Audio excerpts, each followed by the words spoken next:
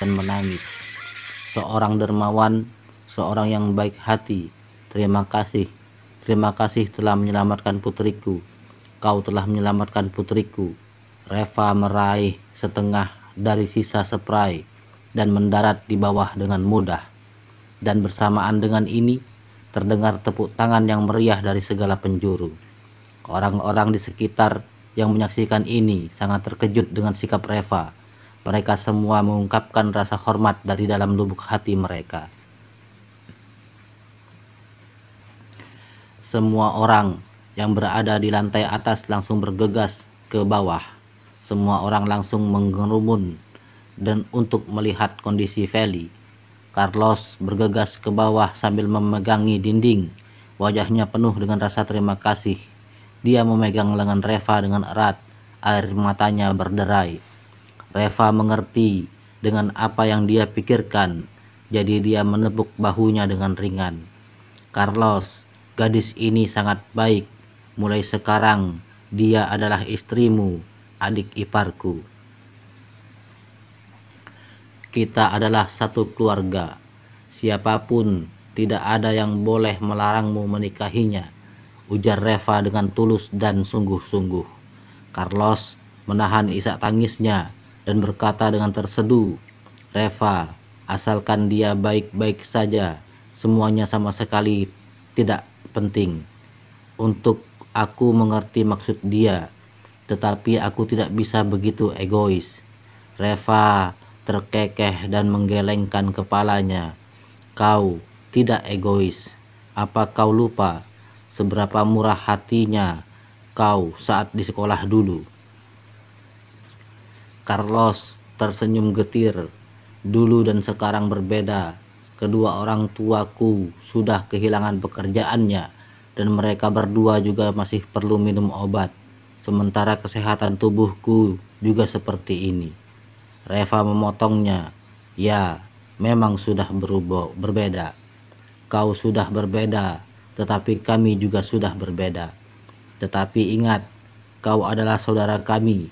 Jadi apapun yang ingin kau lakukan, kami pasti akan membantu dan mendukungmu. Carlos berbisik, Reva, aku tidak ingin melibatkan kalian. Reva terkekeh, aku datang untuk memintamu membantuku, bukan membuatku terlibat. Carlos, tetapi tubuhku.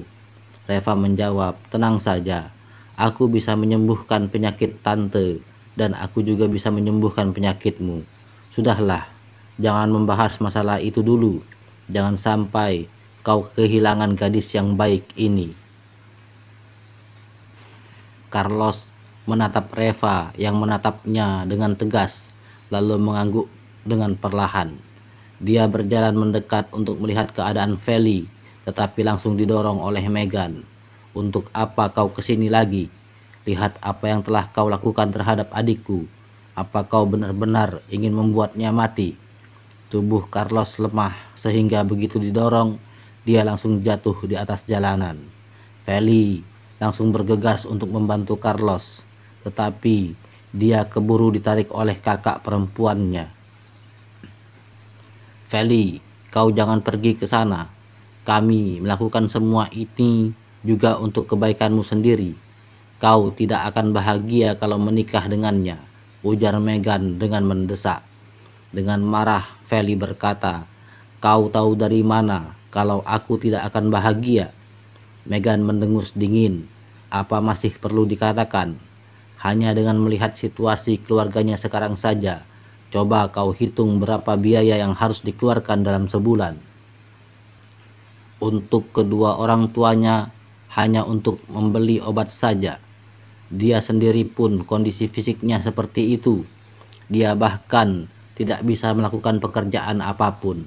Setelah menikah nanti, kau masih harus mencari nafkah untuk membiayai keluarganya. Mengapa kau harus menjalani kehidupan yang sulit seperti itu? Dengan marah Feli berkata, Kak, aku tidak sama denganmu. Bagiku, kebahagiaan itu bukan diukur dengan jumlah kekayaan. Aku hanya akan merasa bahagia saat aku bersamanya. Kau jangan memaksakan pikiran dan pandanganmu itu kepadaku. Megan benci dengan orang yang bodoh. Lalu dia berkata, Kau ini mengapa begitu bodoh? Aku tahu kau masih muda, jadi kau merasa cinta adalah segalanya. Tetapi aku harap kau juga tahu bahwa cinta dan pernikahan itu tidak sama. Kalau kau menikahinya begitu saja, nantinya kau pasti akan menyesal. Dan pada saat itu semuanya sudah terlambat. Dengan tatapan yang tegas, Feli berkata, aku tidak akan pernah menyesali keputusan yang telah aku buat sendiri. Pa, Ma, aku mohon kepada kalian, izinkan aku menikah dengan Carlos. Dalam seumur hidupku ini, aku hanya akan menikah dengannya. Kalau kalian benar-benar ingin memaksaku menikah dengan orang lain, maka lebih baik kalian biarkan aku mati saja. Jason yang berdiri di sampingnya tampak pucat pasi. Mamanya Feli menyeka air matanya dan berbisik, Jason, bagaimana kalau kau biarkan Feli menikah dengannya? Carlos adalah anak yang baik. Dulu kedua orang tuanya juga sangat baik terhadap kita. Wajah Jason tampak lebih jelek lagi. Lalu dengan marah dia berkata, diam kau. Dari zaman dulu sudah dikatakan bahwa seorang ibu yang terlalu baik hanya akan membuat anaknya gagal. Sekarang kau lihat akibat dari didikanmu itu. Kau membiarkannya menikah ke dalam keluarga seperti itu untuk membuatnya menderita. Kalau begitu, lebih baik kau biarkan dia mati saja sekarang. Mama Feli berkata, Kenapa kau begitu kejam? Dia itu juga putrimu. Apa kau sama sekali tidak sayang kepadanya? Dengan marah Jason berkata, bagaimana aku tidak sayang kepadanya? Justru karena aku sayang kepadanya, makanya aku tidak mengizinkan dia menikah ke dalam keluarga seperti itu. Nanti hanya akan membuat dia menderita saja. Aku telah mencari seseorang yang begitu baik untuknya. Dia tidak mau menikah dengannya, tetapi hanya ingin menikah dengan orang yang tak berguna. Coba kau katakan aku harus bagaimana menyayanginya.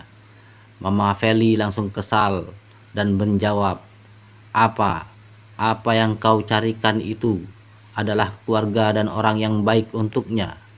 Kau kira aku benar-benar tidak tahu apa yang ada di dalam benakmu itu. Kau hanya ingin menjadi pengikut setia si wakil direktur pabrik yang menyebalkan itu saja demi masa depanmu sendiri. Jadi kau menjilatnya dengan mengorbankan kebahagiaan putrimu. Putranya itu adalah seorang idiot. Bagaimana bisa kau membiarkan Feli menikah dengannya? Apa dengan begitu Feli akan bahagia? Ucapannya itu langsung membuat orang di sekitar mereka tertarik. Ada banyak orang yang tidak mengerti situasinya, sehingga ketika mereka mendengar ucapan ini, ekspresi dan tatapan mereka terhadap Jason seolah-olah sedang menyalahkannya. Reva juga mengerutkan keningnya. Tadinya dia mengira bahwa keluarga ini hanya tidak suka dengan orang miskin. Mereka hanya mengagumi orang kaya. Jadi dia juga tidak terlalu memperdulikan mereka. Karena bagaimanapun juga Feli adalah putri kandung mereka sendiri. Sehingga kalau mereka ingin putrinya menikah dengan keluarga yang baik, tentu saja itu adalah hal yang wajar. Sama seperti Axel dan Alina yang selalu ingin Nara menikah dengan seorang pemuda dari keluarga kaya. Tetapi bukan berarti mereka tidak mencintai putri mereka sendiri. Tetapi apa yang dilakukan Jason saat ini benar-benar sudah melampaui batas kesabarannya. Demi masa depannya sendiri, dengan tega Jason membiarkan putrinya menikah dengan seorang idiot, terlepas dari putrinya bahagia atau tidak. Ini benar-benar sangat egois. Jason yang dibongkar boroknya oleh istrinya sendiri langsung emosi dan tidak bisa menahan amarahnya lagi. Dia langsung menampar wajah istrinya dan berkata dengan marah, kentut, "Aku melakukan semua ini demi kebaikannya sendiri. Kau tahu apa, ha?" Mama Feli masih ingin membantah, tetapi kedua putranya bergegas menghampiri dan mengajaknya untuk naik ke atas. "Ma, ada masalah apa? Nanti kita bicarakan di rumah saja. Adik kita baru saja dibuat ketakutan. Lebih baik biarkan dia pulang dulu." Kedua putranya itu juga takut dipermalukan, sehingga mereka memaksa mama mereka untuk naik ke atas. Sementara Feli, dia juga diseret ke atas oleh Megan, kakak perempuannya. Carlos mengikuti dari belakang, tetapi langsung dihentikan oleh Jason. "Siapa yang mengizinkanmu naik ke atas? Pergi." Carlos langsung memerah wajahnya. Dia menggertakkan giginya dan tiba-tiba berkata dengan kencang, "Aku tidak akan pergi. Tidak peduli kau setuju atau tidak, aku pasti akan menikahi Feli." Reaksi Carlos membuat Jason tampak sedikit bingung, karena selama ini Carlos selalu bersikap pengecut. Biasanya mereka suka memerintah dan menghina Carlos, tetapi Carlos tak pernah melawan mereka. Jadi, apa yang terjadi sekarang? Jason sangat marah. Dia berkata, "Apa yang kau katakan? Kau jangan mimpi. Meski putriku mati pun, dia juga tidak akan menikah denganmu." Carlos juga berkata dengan tegas, "Paman Jason, aku tahu kau tidak menganggapku, tetapi aku mencintai Feli. Aku akan melakukan yang terbaik untuk memberinya kehidupan yang terbaik." Jason mendengus dingin. Kehidupan seperti apa yang bisa kau berikan kepadanya? Menyuruh dia ke rumahmu untuk merawat kedua pesakitan di rumahmu itu? Menyuruh dia mencari nafkah untuk membiayai kehidupan keluargamu? Carlos, apa kau tahu bagaimana kondisimu sendiri? Kau ini sudah cacat. Kau bahkan tidak bisa melakukan pekerjaan yang berat lagi. Lalu bagaimana kau bisa merawat dan menjaganya? Carlos menggertakkan giginya dan tidak berbicara. Matanya memerah. Dia merasakan rasa sakit hati yang sangat mendalam. Dan pada saat ini, Reva mendekat dan berkata dengan lembut, "Penyakit Carlos masih bisa disembuhkan. Tetapi, apakah kau pernah melihat seorang idiot yang bisa sembuh?" Jason sangat marah. "Kau kira kau siapa, ha? Kau punya hak apa untuk berbicara di sini? Ini adalah urusan keluargaku. Apa kau ngerti?" Reva berkata dengan nada biasa, "Aku baru saja menyelamatkan putrimu tadi." Jason tampak tertegun sejenak, lalu dengan marah berkata, "Lalu kenapa? Kalau dia bersikeras untuk tetap menikah dengan sampah tak berguna ini, lebih baik suruh dia mati saja." "Siapa yang memintamu untuk menyelamatkannya? Kenapa tidak kau biarkan dia mati saja?" Saat ucapan Jason itu dilontarkan, langsung membuat semua orang yang ada di sekitar tempat itu gempar. "Jason, bagaimana bisa kau berbicara seperti itu? Bagaimanapun juga, dia adalah putrimu sendiri. Kenapa kau mengutuk putrimu sendiri untuk mati? Memangnya hal seperti itu tidak bisa dibicarakan lagi?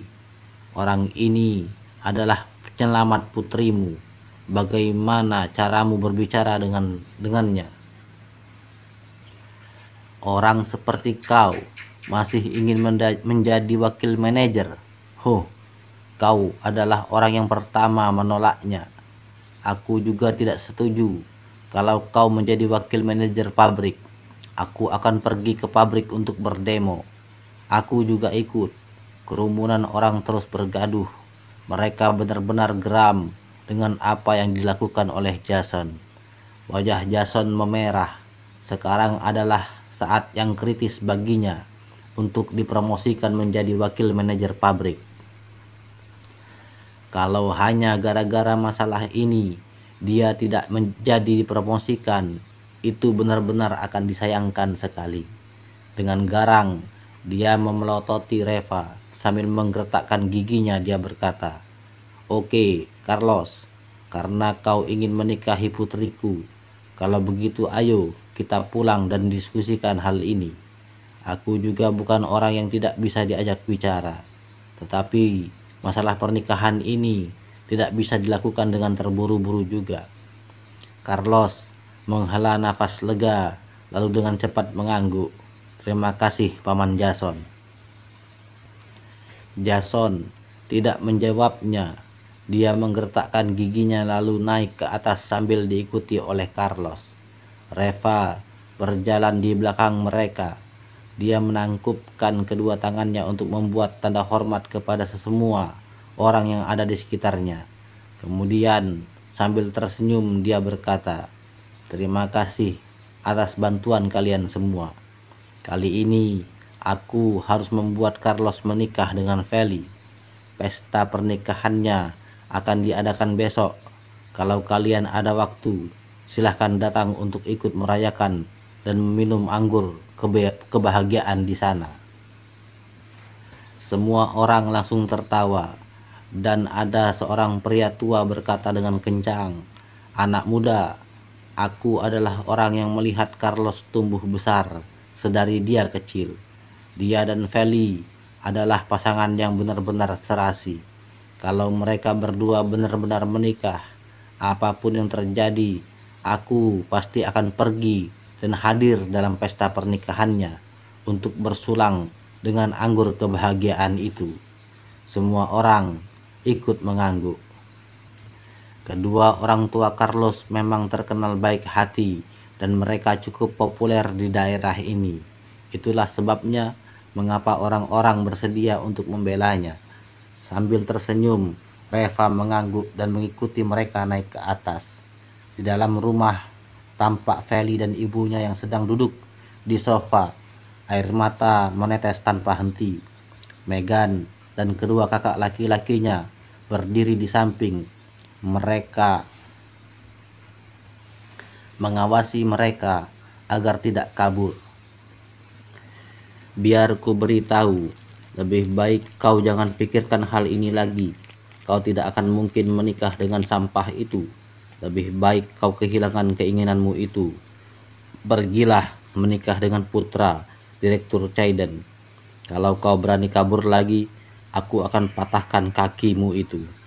Yang berbicara ini adalah kakak sulungnya Feli, Raymond Grant.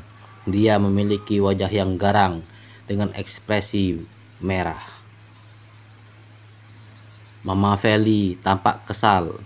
"Raymond, bagaimana kau bisa berbicara seperti itu? Dia itu adikmu sendiri." Dengan marah Raymond berkata, "Ma, memangnya kenapa dengan aku? Ini juga demi kebaikannya sendiri." Mama Feli langsung memotong ucapannya. "Demi siapa kau bilang? Kau pikir aku tidak tahu?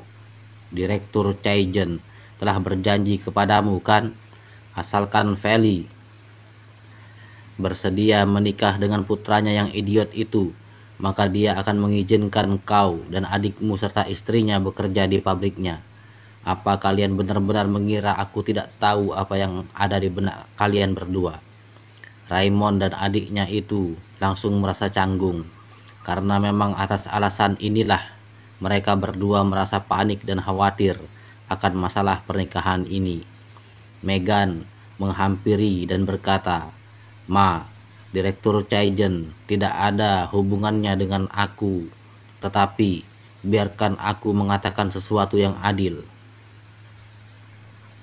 Sebagai seorang wanita, menikah dengan siapa saja itu kan tidak ada bedanya kan? Yang penting paling adalah bagaimana kehidupan setelah menikahnya. Putra Direktur Chaiden memang idiot, tetapi keluarga Direktur Chaiden tidak miskin. Setelah Feli menikah dengannya, semua kebutuhannya tercukupi, keuangannya juga stabil. Seumur hidupnya, dia tidak perlu mengkhawatirkan ini, itu lagi. Bukankah sangat baik? Tetapi apa jadinya kalau dia menikahi sampah itu. Pada saat itu mungkin keluarga kita masih harus membantu membiayai keluarga mereka. Jadi mengapa harus repot-repot seperti itu? Mama Feli menjawab, Megan, menikah dengan seseorang adalah hal yang hanya dilakukan sekali dalam seumur hidupmu. Meskipun kau kaya, tetapi kalau kau tidak ada cinta, lalu apa gunanya? Apalagi dia juga seorang idiot. Megan tetap merasa tidak puas. Dia berkata lagi, tetapi bukankah dalam seumur hidupnya setiap orang itu memerlukan uang? Mamanya menghela nafas dengan kecewa. Dia benar-benar tidak mampu menaklukkan putrinya yang keras kepala itu. Dan pada saat ini, Jason masuk bersama Carlos. Begitu masuk, dia bergegas menghampiri dan menampar Feli. Kau masih berani melompat keluar dari gedung? Ayo sini, sini, coba kau lompat sekali lagi sekarang. Dan sekarang tidak ada yang boleh mencegahnya. Biarkan dia mati saja.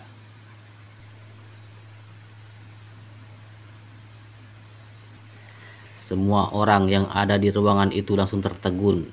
Feli juga ikut tertegun. Dengan terburu-buru Carlos berkata, Paman Jason, apa yang kau lakukan? Jason berbalik dan langsung menampar Carlos lagi.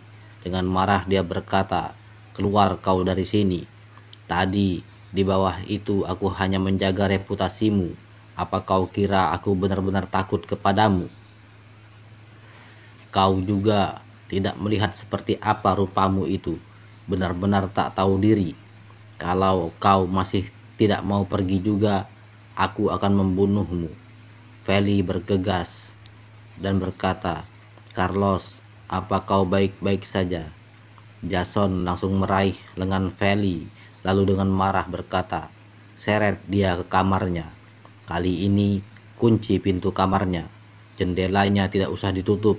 Kalau dia ingin melompat, biarkan saja dia melompat. Dasar brengsek. Anggap saja aku tak pernah punya putri ini lagi. Kedua kakak laki-laki Feli saling menatap, lalu bergegas menyeret Feli yang sedang menangis itu ke kamarnya. Mamanya bergegas, kalian mau apa? Lepaskan dia. Jason langsung menampar istrinya dan berkata, menyingkirlah kau. Kalau kau berani mengatakan satu kata lagi untuk membelanya, lebih baik kau dapat bersamanya saja. Mamanya yang ditampar itu tersungkur ke lantai, lalu dengan cepat Megan membantunya berdiri. Ma, kau jangan bertengkar lagi. Papa melakukan ini juga demi kebaikan Feli. Dan pada saat ini, Reva baru saja masuk dari luar pintu. Melihat situasi yang ada di dalam ruangan itu, wajahnya langsung menjadi dingin. Kalian berdua, lepaskan dia, seru Reva dengan suara berat. Jason sangat marah sekali saat melihat Reva. Dia langsung mengangkat kakinya dan sambil menendang dia berkata, Bedebah, apa-apaan kau? Aku sudah bersabar sedari tadi, dan sekarang kau masih berani datang ke rumahku untuk membuat onar. Aku akan membunuhmu, dasar bajingan. Reva mengelak. Dia meraih kerah Jason dan langsung melemparkannya ke sofa. Begitu Raymond dan adiknya melihat papanya dihajar, mereka langsung merasa kesal, lalu meraung dan bergegas menghampiri Reva. Reva tidak segan-segan terhadap mereka. Dia langsung menendang mereka berdua ke lantai hanya dengan satu tendangan. Ketiga pria yang ada di rumah itu langsung ditaklukkan begitu saja, sehingga membuat semua orang tercengang. Jason sangat marah sekali. Kau berani memukuli kami? Biar aku kasih tahu, jangan harap kau bisa pergi dari sini hari ini. Panggil seseorang, cepat, panggil seseorang. Dengan penuh emosi, Megan mengeluarkan ponselnya. Halo, suamiku, kau bawa seseorang datang ke rumahku. Ada orang yang mau membunuh kami. Reva sama sekali tidak menghentikannya. Dia menatap Jason untuk beberapa saat lalu berkata, Hei, Pak Tua, Aku juga sudah bersabar denganmu sedari tadi. Kau pikir kau siapa, ha? Hewan pun sayang dengan anak-anaknya sendiri. Sementara kau, apa kau masih punya hati nurani? Kau sudah memaksa hingga putrimu memilih untuk lompat dari gedung dan kau masih tidak merasa menyesal. Demi promosi jabatanmu sendiri, kau tega melakukan apapun. Apa kau masih bisa dianggap sebagai manusia? Jason langsung memerah wajahnya lalu dia meraung. Ini adalah urusan keluargaku sendiri, tak ada urusannya denganmu. Dengan marah Reva berteriak, urusan keluargamu memang tidak ada urusannya denganku. Tetapi Carlos adalah saudaraku dan urusan dia adalah urusanku juga. Apakah barusan kau menampar saudaraku? Bagaimana aku harus menghitung masalah ini denganmu? Jason tampak tertegun sejenak, lalu dengan marah dia berkata, kau sudah memukuliku dan kau juga sudah memukuli kedua putraku. Lalu bagaimana perhitungannya? Reva mendengus dingin. Kau kira kau siapa? Apa kau bisa dibandingkan dengan saudaraku? Raymond sangat marah dan berkata, hei bocah, kau tak perlu berlagak sombong di sini. Sebentar lagi adik iparku akan datang. Aku mau lihat apa kau masih berani begitu sombong dan arogan. Jahanam, sebentar lagi kalau dia datang, dia pasti akan mematahkan kedua kaki anjingmu itu. Lalu kemudian baru membuat perhitungan denganmu secara perlahan-lahan. Reva tersenyum dengan dingin. Adik iparmu itu tidak akan datang. Megan langsung emosi. Omong kosong. Aku baru saja menelpon suamiku. Dia akan segera datang ke sini. Apa kau tahu siapa suamiku? Aku kasih tahu ya. Suamiku itu namanya Timothus Carlson. Tak ada seorang pun di daerah ini yang tidak mengenalnya. Reva mencibir. Aku tidak perlu tahu siapa suamimu. Pokoknya aku sudah bilang dia tidak akan bisa datang. Sekarang mari kita bahas masalah kita dulu.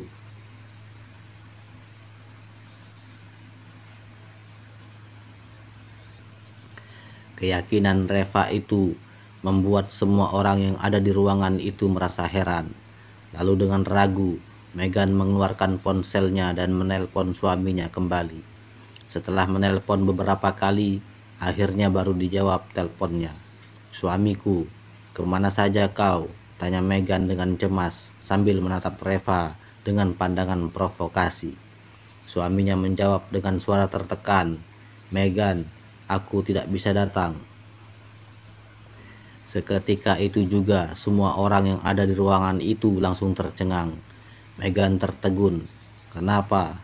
Kenapa kau tidak bisa datang? Aku telah digertak di sini.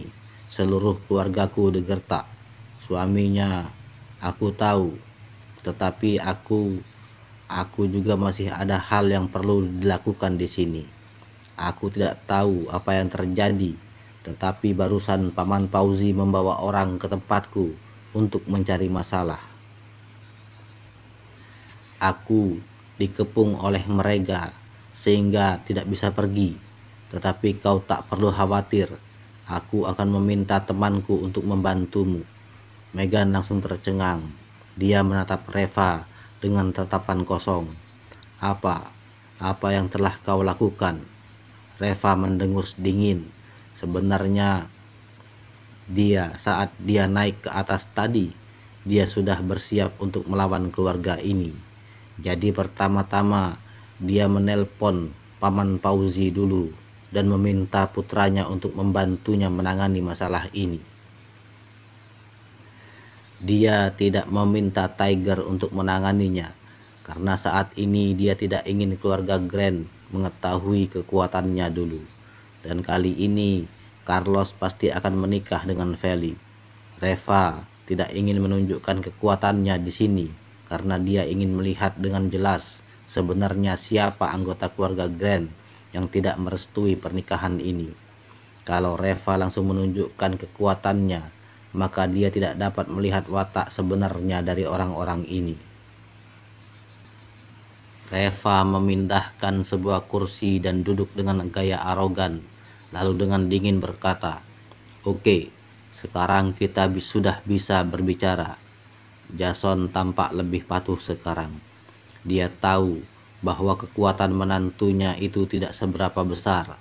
Kalau menantunya saja bisa dicegat, berarti itu menunjukkan bahwa Reva bukanlah orang sembarangan. "Apa yang kau inginkan?" "Aku beritahu ya, masyarakat sekarang diatur oleh hukum." "Memangnya kau ingin menggertak kami?" ujar Jason dengan suara sedikit bergetar. Reva mencibir, "Kau juga tahu bahwa masyarakat sekarang diatur oleh hukum.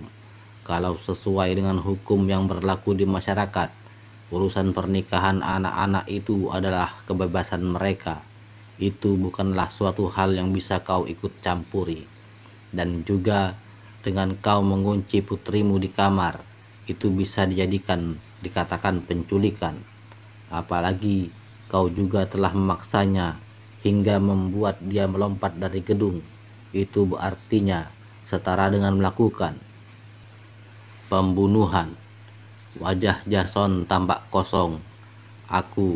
Itu kan putriku sendiri. Aku bisa melakukan apapun yang aku mau.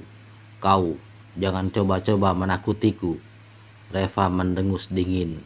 "Sepertinya kau benar-benar buta hukum." "Sudahlah, aku juga tidak ingin banyak omong denganmu. Aku masih tetap dengan ucapanku tadi. Saudaraku ini pasti akan menikahi putrimu. Kalau kau setuju, maka semuanya akan mudah.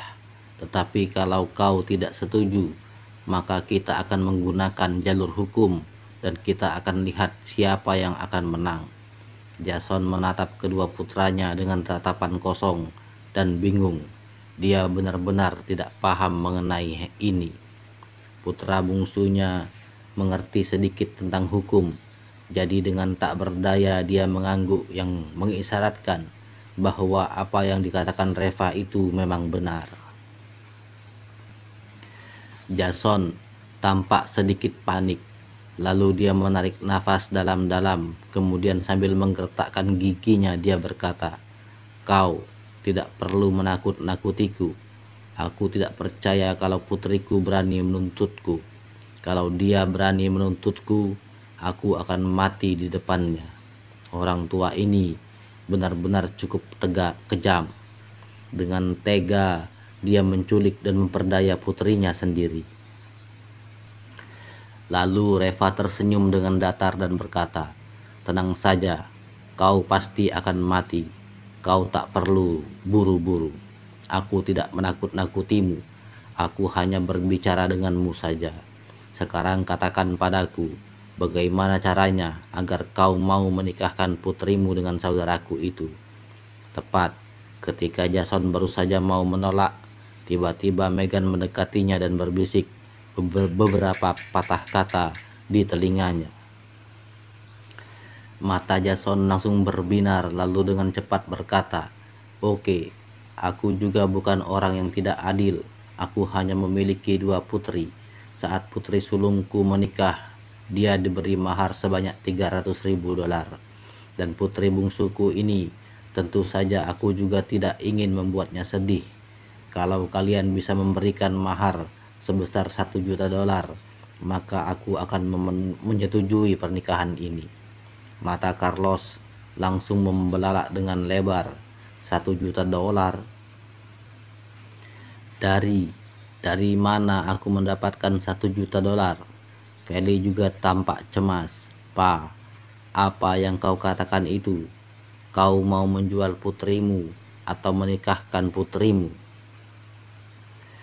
Jason langsung kesal. "Diam, aku akan mengatakannya di awal. Kalau kau bisa memberikan mahar sebesar $1 juta, maka putriku ini akan menikah dengannya. Bagaimana? Apa kau bisa memberikannya?"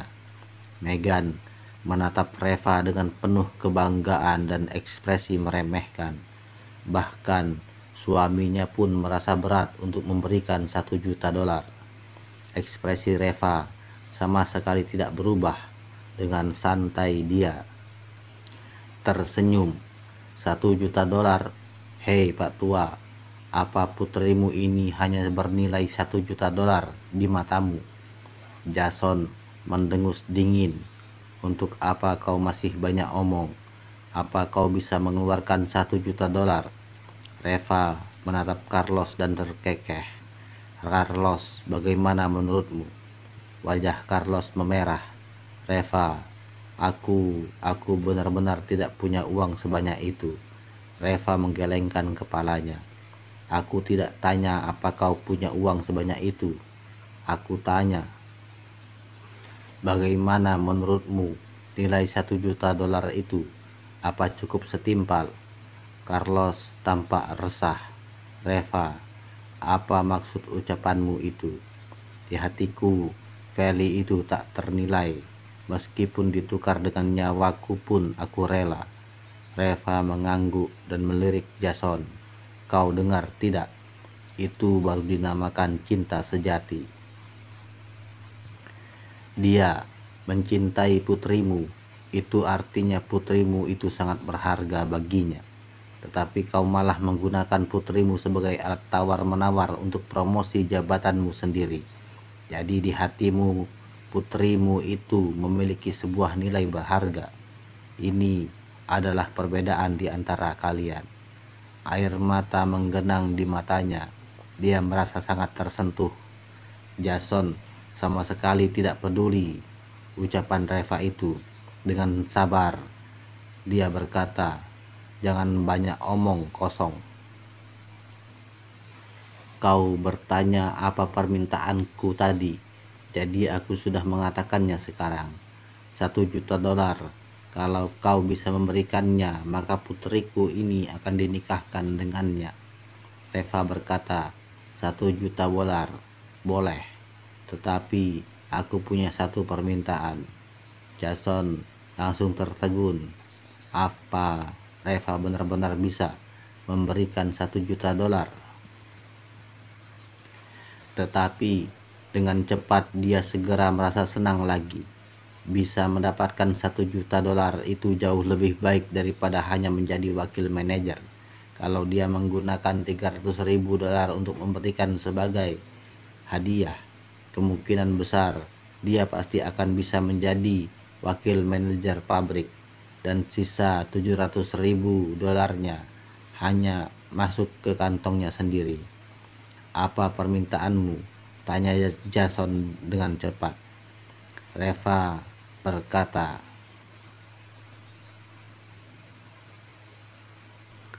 setelah $1 juta itu diberikan kepadamu, maka mulai saat itu juga kau tak boleh mengganggu mereka lagi. Mulai saat ini, putrimu ini sudah tidak ada hubungannya sama sekali denganmu. Jason melirik Reva, lalu sambil mencibir dia berkata, tidak masalah. Mereka sama sekali tidak ada hubungan dengan keluargaku lagi. Tidak hanya itu, kami juga tidak akan pernah menghadiri pesta pernikahannya ini. Anggap saja aku sudah tidak punya putri ini lagi. Raymond, Megan dan adiknya juga ikut menganggukkan kepala mereka. Kami tidak akan hadir di pernikahan yang bobrok itu. Itu sangat memalukan sekali. Menurut mereka, Carlos sudah cacat, ditambah lagi keluarganya yang miskin. Kalau mereka benar-benar masih berhubungan dengan mereka, bisa jadi keluarga Carlos akan meminjam uang dengan keluarganya. Tentu saja mereka tidak mau. Reva mengangguk. Dia mengeluarkan ponselnya dan bersiap menelpon seseorang untuk mengirimkan uangnya.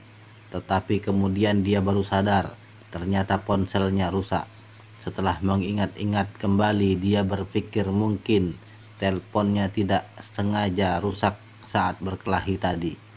Melihat Reva yang menatap ponselnya tanpa berbicara, lalu Megan langsung mencibir. Kenapa? Apa tidak bisa mendapatkan uangnya? Bualanmu bukannya sangat hebat tadi. Aku hampir saja mempercayainya. Lihat saja ponselmu yang rusak itu, dan kau masih bisa mengatakan bahwa kau bisa memberikan $1 juta. Aku rasa $100 pun kau sulit mendapatkannya. Reva masih menggunakan ponsel lamanya. Dulu dia membeli ponsel itu dengan harga $800, dan itu hanya memang sudah sangat jelek sekali. Saat keluarga Jason melihat ponsel Reva, mereka semua menatapnya dengan tatapan menghina. Di zaman seperti ini, siapa yang masih menggunakan ponsel jelek seperti itu? Barusan Reva berbicara dengan begitu percaya diri sehingga mereka mengira bahwa Reva benar-benar bisa mengeluarkan $1 juta. Tetapi sekarang tampaknya ini hanyalah seorang penipu yang suka membual saja. Dasar sampah, buang-buang waktu saja. Sudahlah, tidak perlu omong kosong dengannya. Cepat, panggil polisi untuk menangkapnya, ujar Raymond dengan suara kencang. Jason juga menggertakkan giginya dan berkata bahwa berani sekali kau datang ke rumahku untuk berlagak seperti seorang jagoan. Aku rasa kau benar-benar cari mati. Kau tidak perlu memanggil polisi. Aku akan menelpon pabrik sekarang juga dan meminta bagian keamanan untuk datang dan membunuhnya. Ya, Papa, suruh orang-orang dari bagian keamanan datang saja. Ini adalah apartemen untuk staf pabrik kita. Kalau mereka datang ke sini untuk mencari masalah, berarti itu sama saja dengan mencari masalah di pabrik kita. Memang paling cocok memanggil orang-orang dari bagian keamanan pabrik kita. Pertama-tama, patahkan dulu kakinya, kemudian baru kirim mereka ke kantor polisi. Sampai di sana nanti, bilang saja kalau mereka datang ke pabrik kita untuk merampok barang. Megan langsung tertawa. Ya, benar. Dan pada saat itu, kita masih dipuji dan mendapatkan gelar keberanian. Reva mengabaikan mereka. Dia menoleh ke Carlos dan berkata, coba pinjam ponselmu sebentar. Carlos mencari di saku kanan dan kirinya, tetapi tidak dapat menemukan ponselnya. Dengan tatapan datar dia berkata, sepertinya ponselku juga hilang. Reva merasa stres. Tadi itu situasinya sangat kacau. Kemungkinan ponsel Carlos hilang pada saat itu. Megan langsung tertawa terbahak-bahak. Sama-sama dua pria besar, tetapi tak ada satupun yang bisa menggunakan ponsel untuk menelpon. Apa kalian tidak merasa sangat memalukan? Kalian itu sudah miskin sampai sebegitunya, tetapi masih berani datang untuk melamar adikku. Sambil mencibir, Jason mengeluarkan ponselnya dan baru saja dia hendak melakukan panggilan telepon ketika ponselnya tiba-tiba berdering. Saat melihat nomor ID si penelpon langsung membuat Jason terkejut. Ini adalah manajer pabrik. Manajer pabrik menelponku. Kalian semua diam dulu. Setelah berbicara, lalu Jason berdeham kencang dan memasang senyumnya termanis di wajahnya, lalu menjawab telepon dengan sangat sopan. Halo, manajer, apa ada sesuatu yang perlu aku lakukan? Suara dari dalam telepon terdengar sangat bersemangat. Jason, kau di mana? Jason tampak sangat terkejut karena selama ini manajer pabrik tidak pernah berbicara dengan begitu sopan kepadanya. Oh, aku di rumah. Hari ini ada sesuatu yang perlu aku selesaikan di rumah, jadi aku mengambil cuti. Apakah ada masalah di pabrik? Aku akan langsung ke sana sekarang, jawab Jason dengan nada suara penuh kesanjungan. Manajer pabrik tersenyum dan berkata, tidak perlu, sebentar lagi aku sampai di rumahmu, dan aku juga membawa seorang tamu VIP. Cepat kau bersiap-siap dulu, kau harus menyeduh teh dan membersihkan serta merapikan yang seharusnya dirapikan. Jangan membuat tamu VIP kita kecewa. Jason bahkan merasa lebih terkejut lagi. Manajer, siapa yang kau bawa? Apa aku mengenalnya? Manajer pabrik itu berkata sambil tersenyum, tolong deh, Tentu saja kau mengenalnya. Dia sendiri yang datang ke pabrik kita dan langsung mencarimu. Dia meminta aku untuk langsung membawanya ke rumahmu. Nada bicaranya juga sangat sopan. Jason tampak bingung. Yang benar, siapa namanya? Apa benar-benar seorang tamu VIP? Si manajer hanya tersenyum dan berkata, "Aku tidak akan memberitahumu namanya dulu. Anggap saja aku memberimu sebuah kejutan. Tetapi biar ku beritahu kepadamu, orang ini adalah tamu terhormat. Pabrik kita bisa sukses atau tidak, ini sepenuhnya tergantung pada tamu terhormat ini. Jason, kau ini benar-benar pandai menyimpan rahasia.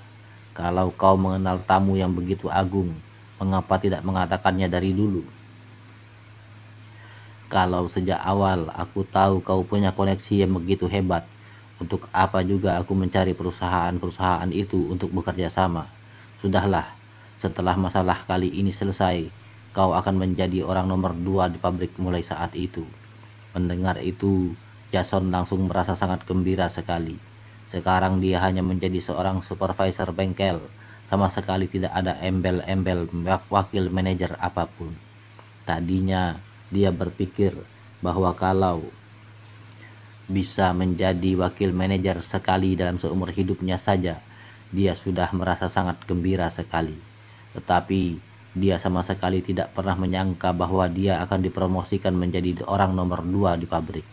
Kalau mau dikatakan 5 atau 6 wakil direktur di pabriknya itu, tak ada satupun dari mereka yang memiliki kekuasaan yang besar. Orang yang memiliki kekuasaan terbesar saja hanya bisa menjadi orang nomor 2 di pabrik. Kalau dia bisa menjadi orang nomor 2 di pabrik itu, berarti dia mendapatkan promosi jabatan yang sangat tinggi. Tetapi tamu terhormat macam apa yang dia kenal? Memangnya ada hal baik seperti itu? Apa itu berkah dari langit? Sambil memikirkannya, lalu dengan cepat dia mengulangi kata-kata manajer tadi kepada semua anggota keluarganya. Saat Megan dan yang lainnya mendengar kabar itu, mereka langsung merasa sangat emosional dan gembira. "Pak, dari mana datangnya si tamu terhormat itu? Apa dia mantan teman sekelasmu yang sudah sukses dan hebat sehingga dia kembali untuk mencarimu?" tanya Raymond dengan nada penuh semangat. Jason tidak bisa menyembunyikan rasa angkuh di wajahnya. "Aduh, ini juga sangat sulit ditebak. Kalian semua juga tahu kalau aku ini sangat solider dengan teman-teman sendiri. Saat di sekolah dan kelas wajib militer dulu, temanku sangat banyak sekali. Teman-teman sekelasku dan teman seperjuanganku itu banyak yang telah menjadi orang hebat sekarang. Aku tak ingin menghubungi mereka karena hanya ingin tetap bersikap sederhana saja. Sepertinya teman-temanku ini masih tidak bisa melupakan aku. Sudahlah, jangan banyak bicara lagi. Cepat kalian beres-beres dan bersiap-siap. Cepat bersihkan tempat ini dan ambilkan daun teh. Aku yang terbaik." Jason memberikan perintah dengan penuh semangat. Kedua putranya beserta dengan Megan juga langsung menyibukkan dirinya. Karena masalah ini berhubungan dengan prospek masa depan mereka, jadi mereka semua saling bekerja keras. Dengan arogan Megan berkata kepada Reva, "Kalian berdua cepat pergi dari sini. Apa kalian tidak dengar bahwa ada tamu yang akan datang ke rumahku? Kenapa? Apa kalian masih ingin memainkan drama di depan para tamu? Kalian jangan salahkan aku yang tidak mengingatkan kalian ya. Tamu terhormat ini tidak bisa kalian singgung sembarangan. Jika kalian berani membuat masalah di depan tamu terhormat seperti itu, masalahnya tidak akan sesederhana mematahkan tangan atau kakimu saja. Kalau sampai terjadi masalah dan kekacauan di sini, maka kalian berdua harus menggunakan nyawa kalian untuk membayarnya." Raymond berjalan menghampiri Mama dan berkata dengan wajah keruh, "Ma, kau bawa Feli kembali ke kamarnya dulu. Ada masalah apa nanti kita bicarakan lagi setelah tamunya pergi." Mamanya Feli juga paham akan pentingnya situasi ini. Lalu dia berkata dengan nada rendah, "Carlos, Bagaimana kalau nanti sore kau baru datang lagi saja? Carlos sangat menghormati Mama Feli, lalu dia mengangguk dan berbisik, Reva, ayo, nanti sore saja baru kita datang lagi. Feli, Feli, kau jangan lakukan hal bodoh lagi. Aku pasti akan meminangmu. Feli mengangguk dengan penuh emosional. Reva tidak bisa menghubungi Herman sekarang. Jadi mau tak mau dia hanya bisa mencari sebuah ponsel dulu. Setelah keduanya pergi, lalu dengan penuh semangat Jason berkata, akhirnya kedua pembawa sial ini sudah pergi. Ayo, mari cepat didihkan air untuk menyeduh teh. Dan juga ambilkan jasku, aku harus cepat mengganti pakaianku. Beberapa orang itu langsung sibuk membersihkan bagian dalam dan luar rumah. Baru saja mereka selesai berberes, tiba-tiba terdengar seruan seseorang dari luar. Lalu beberapa orang itu langsung bergegas ke jendela dan melihat ke bawah. Mereka melihat ada sebuah mobil mewah yang sangat indah diparkir di depan gedung apartemen mereka. Dan di sekitar mobil itu tampak sekelompok orang yang sedang mengerumuni mobilnya dan sambil menunjuk-nunjuk ke mobil itu. Apartemen ini merupakan bangunan yang cukup tua, sehingga orang-orang yang tinggal di sini tidak banyak yang membeli mobil, dan kebanyakan dari mereka belum pernah melihat mobil mewah seperti ini. Jadi, saat mereka melihatnya, mereka merasa ini adalah mobil baru. Dan yang paling penting, mereka semua tahu bahwa mobil seperti ini pasti sangat mahal harganya. Jason tampak terkejut. Mobil ini sangat bagus sekali. Pasti tidak murah harganya kan? Megan melihatnya sekilas dan langsung berseru, ya Tuhan, ini kan Porsche Panamera. Pak, harganya pasti sangat mahal kan? Mobil seperti ini, harga paling minimnya pasti 2 juta dolar. Dulu, waktu aku menikah, mobil utamaku adalah Porsche. Tetapi yang aku gunakan itu levelnya jauh lebih rendah daripada yang ini.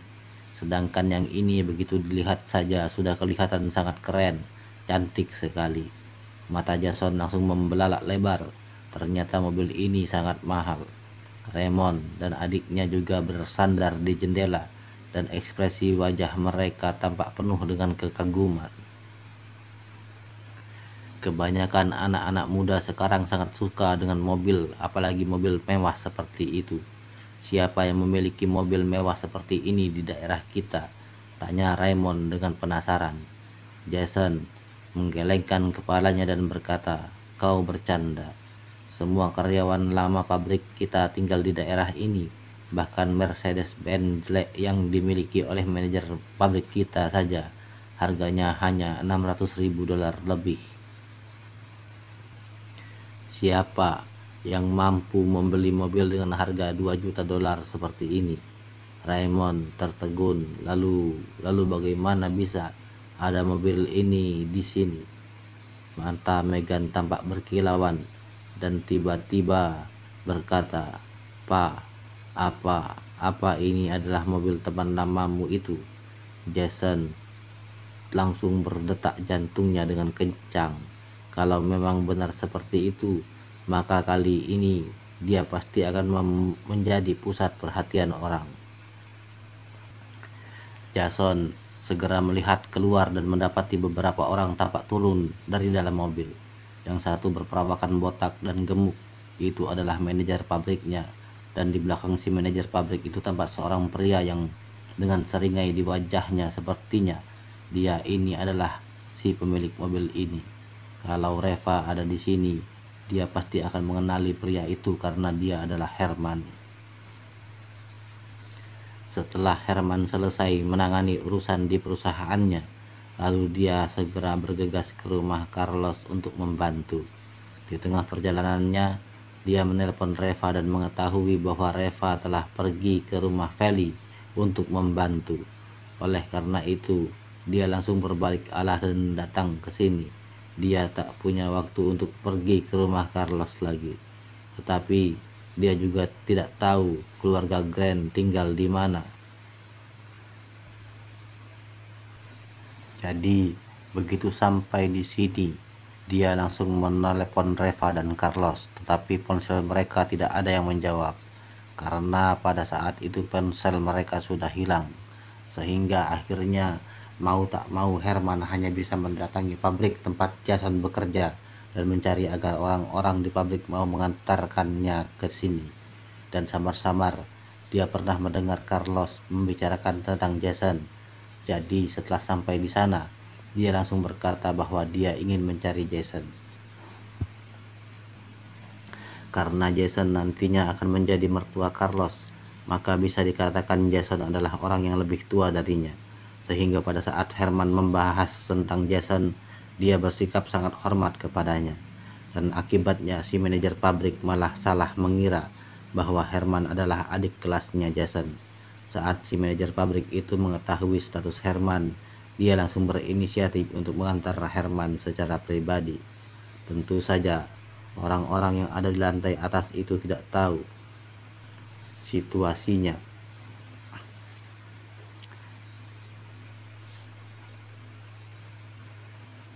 Jadi mereka semua tampak bersemangat sekali saat melihat si manajer pabrik yang telah tiba. Ternyata benar, itu adalah mereka. Kalian lihat, si manajer pabrik itu berjalan di sampingnya. Ini berarti orang yang akan datang ke rumah kita. Jason tampak sedikit terkejut karena dia tidak mengenal Herman. Herman tampak berusia 20-an atau 30-an saja. Jadi pria ini tidak mungkin teman lamanya. Megan juga tampak terkejut. "Pa, apa kau kenal dengan orang ini?" Jason menggelengkan kepalanya dan bingung. "Aku belum pernah bertemu dengannya." "Megan, lalu apa yang terjadi? Kenapa dia datang ke rumah kita?" Beberapa anggota keluarga itu saling menatap dengan cemas. Tiba-tiba Raymond berkata, "Pa, mungkin dia adalah putra dari teman lamamu." Jason tertegun sejenak, lalu dengan gembira dia berkata, Ya, tidak menutup kemungkinan seperti itu. Pemuda ini kelihatan seumur dengan kalian. Bisa jadi dia memang putra dari salah satu teman lamaku. Ayo, cepat beberes dan bersiap-siap untuk menjemput tamunya naik." Setelah semua orang beberes dengan cepat, lalu Jason segera membawa mereka semua ke depan pintu dan menyambut tamu mereka yang akan datang itu dengan penuh hormat. Tidak lama kemudian, si manajer pabrik berjalan beriringan dengan Herman. Sambil berjalan, Herman sambil berbicara di telepon. Dia masih mencoba untuk menghubungi Reva dan Carlos. Dan begitu sampai, si manajer pabrik langsung berkata, "Pak Herman, inilah tempatnya. Dia adalah Jason yang kau cari itu." Jason langsung menyambutnya dengan senyum lebar di wajahnya. "Pak Herman, halo. Selamat datang. Kedatanganmu benar-benar membuat rumahku yang sederhana ini menjadi bersinar." Herman segera bergegas dan mengulurkan tangannya untuk berjabat tangan dengan Jason. "Paman Jason, maaf, aku datang terlambat." "Jadi, apa masih ada hal lain yang bisa aku bantu di rumah ini?" Herman tampak begitu bersemangat saat dia mendengar pertanyaannya. Sepertinya pemuda ini benar-benar putra dari salah satu teman lamaku. Kalau tidak, bagaimana mungkin dia langsung memanggilnya Paman Jason begitu melihatnya, dan masih bertanya apa yang bisa dia bantu. Teman lamanya ini benar-benar terlalu memperhatikan dirinya kalau begitu. "Wah, kau bisa datang saja, aku sudah sangat senang. Mau bantu apa lagi? Ayo, mari silahkan duduk." Jason menyambut Herman dan mempersilahkannya masuk ke dalam rumah. Dia tidak memperdulikan si manajer pabrik yang ada di belakangnya. Kalau biasanya Jason mana berani memperlakukannya seperti itu, tetapi sekarang sepertinya beda. Si manajer pabrik tidak merasa ada sesuatu yang salah, tetapi dia mengikuti mereka ke dalam sambil tersenyum. Setelah mengobrol sebentar, lalu beberapa dari mereka duduk Herman melihat ke sekeliling ruangan itu dengan tatapan heran. Bukannya dikatakan bahwa Reva dan Carlos sudah datang ke sini, tetapi mengapa mereka sama sekali tidak kelihatan saat satu dari mereka di sini? Dan pada saat ini, Megan masuk dan membawa cangkir teh, lalu menyajikan tehnya sambil mengerdipkan matanya. Herman mengernyit sedikit, tetapi dia juga tidak terlalu ambil peduli. Jason mengobrol sebentar dengan Herman, lalu sambil tersenyum dia bertanya, "Pak Herman, bagaimana kabar papamu sekarang?" "Wah, ngomong-ngomong, kita sudah bertahun-tahun tidak ketemu ya. Apakah dia baik-baik saja sekarang?" Herman langsung tercengang. "Memangnya kau kenal dengan papaku?" Dengan hati-hati Herman bertanya, "Paman Jason, apa kau kenal dengan papaku?" Jason tertegun sejenak. Apa maksud ucapannya ini? "Kalau aku tidak kenal dengan papamu, lalu mengapa kau datang mencariku? Jangan-jangan ini adalah anak dari salah satu teman wanitanya?" Astaga, ini sangat memalukan sekali situasinya. Setelah merasa ragu untuk beberapa saat, lalu untuk menjaga image-nya, dengan buru-buru dia berkata, "Oh, kalau begitu, bagaimana kabar mamamu sekarang?" Herman bahkan lebih tercengang lagi. Dalam hatinya berkata, "Apa kau mengenal kedua orang tuaku?" "Paman Jason, kau juga mengenal mamaku?" tanya Herman dengan terheran-heran. Situasinya menjadi sangat canggung sekali. Jason langsung tercengang dan bergumam, "Kalau aku tidak mengenal papa dan mamamu, lalu sebenarnya siapa yang aku kenal? Apa kakekmu?" Setelah terjadi keheningan selama beberapa saat, lalu dengan penasaran Jason bertanya, "Pak Herman, kalau begitu alasan kau datang ke rumahku adalah..." Lalu dengan cepat Herman berkata, "Oh, maaf, aku lupa memberitahumu. Aku adalah teman Carlos. Bukannya Carlos akan menikah besok. Aku pikir keluargamu pasti akan sangat sibuk, jadi aku datang untuk membantu." "Paman Jason, ngomong-ngomong, bukankah seharusnya Reva dan Carlos ada di sini? Mengapa aku tidak melihat mereka berdua?"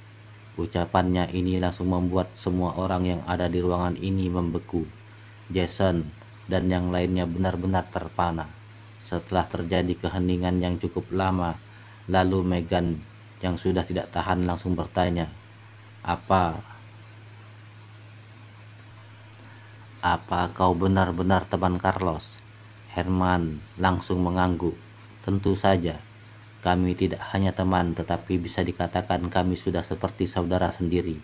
Saat di sekolah dulu, hubungan kami bertiga sangat baik sekali. Aku adalah anak tunggal di dalam keluargaku, dan aku benar-benar memperlakukan mereka sebagai saudaraku sendiri." Semua orang di ruangan itu langsung saling menatap dengan gelisah. Mereka semua tampak cemas. Siapa yang bisa menduga bahwa Carlos benar-benar kenal dengan pria hebat seperti itu?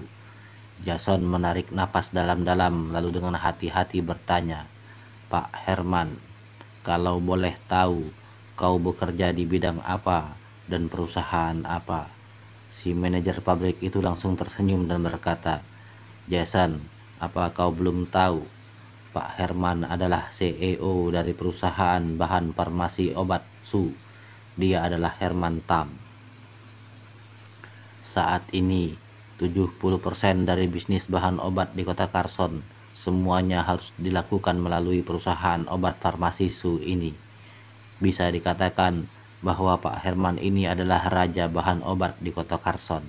Setelah mendengar nama dan status Herman itu, langsung membuat Jason tercengang. Nama Herman Tam ini memang sudah sangat terkenal di kota Carson sekarang. Apalagi setelah acara pertemuan pertukaran medis itu selesai dilakukan dan Reva yang meraih kemenangan utama itu, Kenji telah menyerahkan sebagian besar transaksi bahan obat di kota Carson ke tangan Herman. Sekarang Herman benar-benar bisa dikatakan sebagai pengusaha sukses. Status dan reputasinya tidak kalah dengan Nara. Perusahaan bahan obat yang dikelolanya sekarang merupakan perusahaan yang paling menguntungkan di dalam Su Group, dan dia sangat dihargai oleh para dewan direksi. Porsche Panamera tadi adalah mobil yang dibeli oleh Alina sebelumnya. Tetapi karena Axel dan Alina telah dikeluarkan dari perusahaan oleh para dewan direksi, akibatnya Porsche itu tetap menjadi milik perusahaan. Tadinya Herman memang tidak berhak menggunakan mobil ini. Ada banyak pemimpin di perusahaan yang bersaing untuk bisa menggunakan mobil ini. Tetapi karena Herman telah membuat perusahaan bahan obat ini berkembang dengan pesat dan menghasilkan banyak keuntungan, maka para dewan direksi yang melihatnya langsung menyerahkan mobil itu kepada Herman. Dan mobil ini bisa dikatakan sudah menjadi miliknya. Ada banyak perusahaan di kota Carson yang ingin bekerja sama dengan Herman. Sebagai contoh saja, Jason dan pabriknya itu selalu ingin bekerja sama dengan perusahaan Herman. Tetapi karena pabrik mereka terlalu kecil, sehingga untuk bertemu manajer pada departemen yang paling rendah saja sudah sangat sulit, apalagi bertemu dengan Herman. Oleh karena itu, ketika si manajer pabrik mendengar bahwa Herman sendiri yang datang ke pabriknya, tentu saja dia bergegas untuk menyambutnya secara langsung. Kalau mereka bisa membangun hubungan yang baik dengannya dan menegosiasikan kontrak dengan perusahaan bahan obat farmasi Su, maka itu pasti akan membuat pabrik mereka kaya. Hanya saja si manajer pabrik ini tidak tahu bahwa Jason dan yang lainnya sekarang sedang merasa bergidik. Kalau mereka tahu sejak awal Carlos kenal dengan pria hebat seperti Herman, mereka pasti tidak akan memperlakukan Carlos seperti itu tadi. Dan pada saat ini situasinya menjadi sangat canggung sekali. Bagaimana mereka harus menjawabnya?